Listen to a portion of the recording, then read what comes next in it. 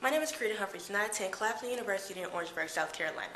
This summer, I had the intense pleasure of being a JISAO intern at the University of Washington. I was placed under the mentorship of Becky Alexander and one of her graduate students, Eric Sofin.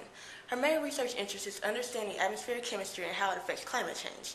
In order to do this, it is essential to understand the past oxidation capacity, which is defined by global mean hydroxyl radical concentrations, because it controls atmospheric chemistry.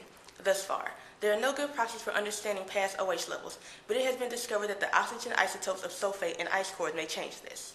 My research this summer included improvement for the method for the analysis of cap-delta 17O sulfate and applying it to snow pit samples from Summit, Greenland in order to extend the ice core record. Now I will take you to the lab and introduce you to some of the equipment used to do this. In order to improve the method, I tested it out on 3 standards of different isotopic composition for sodium sulfate.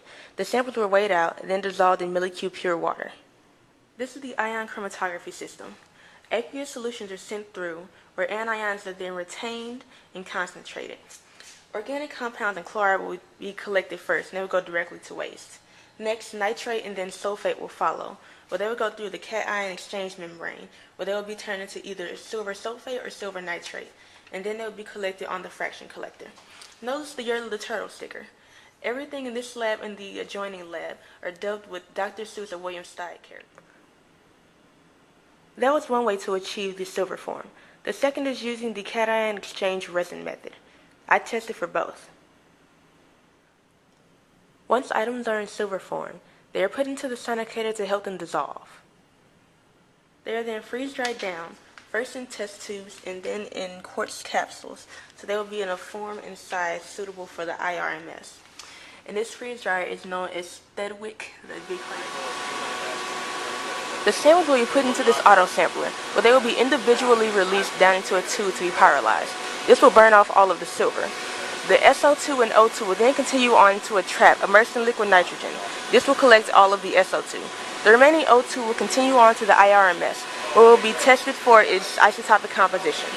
The IRMS is known as the Lorax. This is an example of what the results will look like. Now, I would like to introduce you to some of the people that I work with.